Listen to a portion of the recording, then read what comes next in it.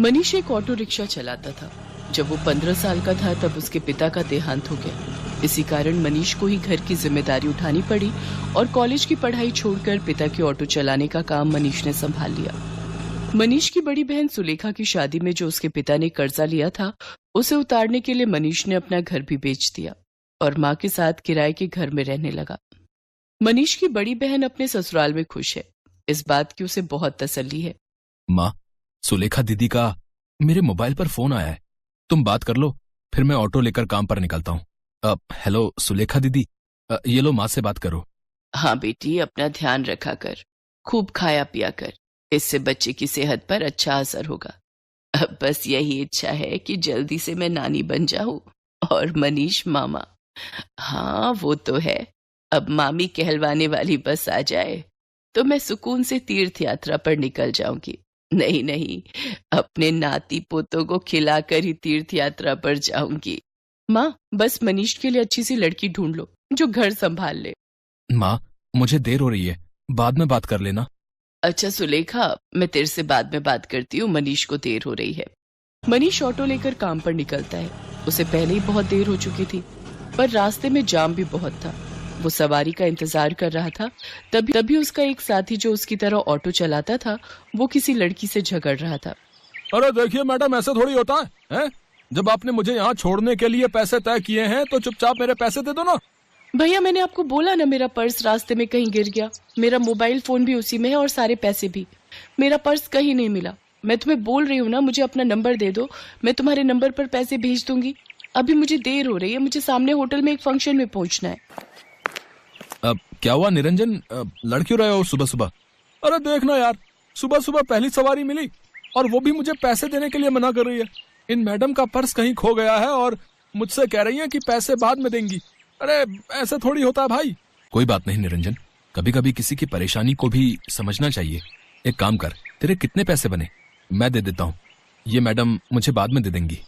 मनीष निरंजन को ऑटो के 200 रुपए दे देता है। Thank you so much. मेरा नाम अर्चना है। आप मुझे अपना नंबर दे दो, मैं आपके नंबर पर ऑनलाइन पेमेंट भेज दूंगी।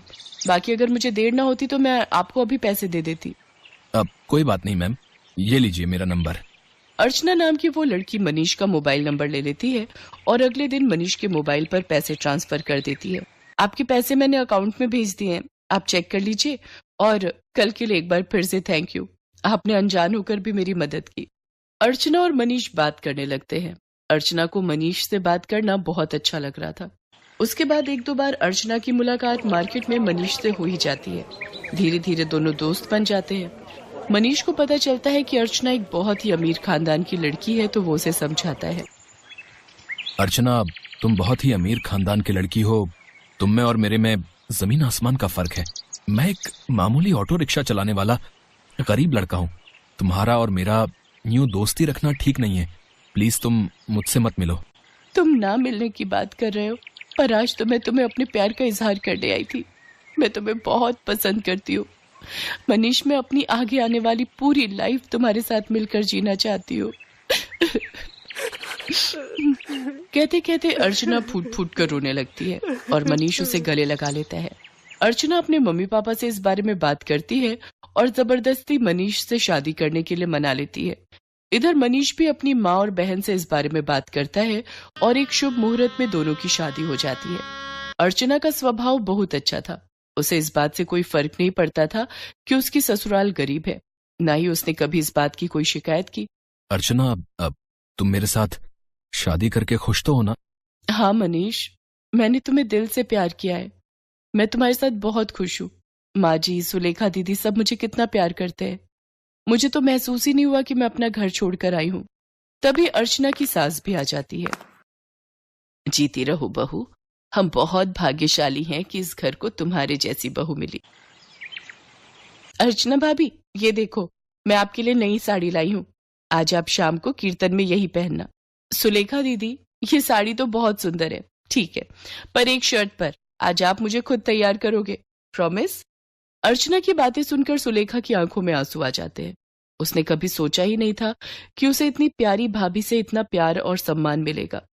सचमुच कुछ ही दिनों में अर्चना ने सबके दिल में एक अलग जगह बना ली। अब तो अर्चना के बिना कोई भी नहीं रहता था। सुलेखा के बेटा पैदा होता है। इधर अर्चना भी गर्भवती हो जाती है। अर्चना के मां बनने के बारे में जब उसके मम्मी पापा को पता चलता है तो वो उसे मिलने के लिए उसके ससुराल आते हैं, पर अर्चना का घर देखकर दोनों ही मुंह बनाने लगते हैं। अर्चना, तुम अपने मम्मी पापा के पास बैठो, रसोई से चाय और नाश्ता मैं ले आती हूँ। क्या बात है अर्चना, तुम इस हालत में भी घर के काम खुद ही करती हो? तुम्हारे घर में कोई नौकर चाकर नहीं है क्या? कैसी बातें करती हो ललिता तुम जानती भी हो तुम्हारी बेटी किस घर में ब्याही है। यहाँ 2 वक्त की रोटी खाने के लिए भी सोचना पड़ता है। एक टाइम की सब्जी दूसरे टाइम खाते होंगे ये भला क्या नौकर चाकर रखेंगे? नहीं पापा, ऐसी कोई बात नहीं है। माँ जी और मनीष ने तो मुझे कई बार कहा है कि मैं घर में कोई काम वाली रख लूं, पर पूरा दिन मैं घर पर होती हूँ, मेरा भी मन नहीं लगता, और फिर मैं तो कुछ भी नहीं करती, सारा काम माँ जी ही करती है, मुझे उठने ही नहीं देती। ये लीजिए चाय। अर्चना, तुम्हें ये समोसे बहुत पसंद है ना? मैं ये भी हलवाई से खरीद लाई हूँ, अपने मम्मी पापा को भी दो। नहीं नहीं, मैं ऑयली फूड कम खाती हूँ। और अर्चना, तुम भी ये सब मत खाया करो, तुम्हें इस टाइम में जूस फ्रूट्स ये सब लेना चाहिए। बहन जी, आप तो समझदार हैं, ये समोसे वगैरह ये सब बहुत नुकसानदायक है। मम्मी, आप मेरी टेंशन मत लो, माँ जी मेरा पूरा ख्याल रखती है। वो मुझे समय पर जूस फ्रूट दूध दही सब्जियां और सब कुछ खाने के लिए देती है। तभी अर्चना की ननद सुलेखा भी आ जाती है। अर्चना भाभी, मैंने डॉक्टर से अपॉइंटमेंट ले लिया है, कल सुबह 11 बजे आपको मेरे साथ चलना है, तो आपका चेकअप हो जाएगा और बाकी जो इंजेक्शन वगैरह। सुलेखा, तुम्हारा कौन से हॉस्पिटल में बच्चा हुआ था जिस डॉक्टर के बारे में तुम बात कर रही हो?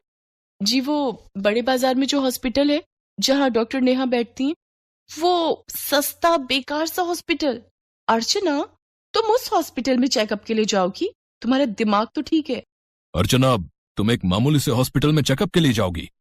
तुम चिंता मत करो, इन लोगों के पास अगर तुम्हारे इलाज के लिए पैसे नहीं है तो क्या हुआ, मैं तुम्हारे लिए इस शहर के सबसे बड़े नामी हॉस्पिटल में आज ही बात कर लेता हूँ। और तुम अभी के अभी अपना सामान पैक करो और हमारे साथ चलो।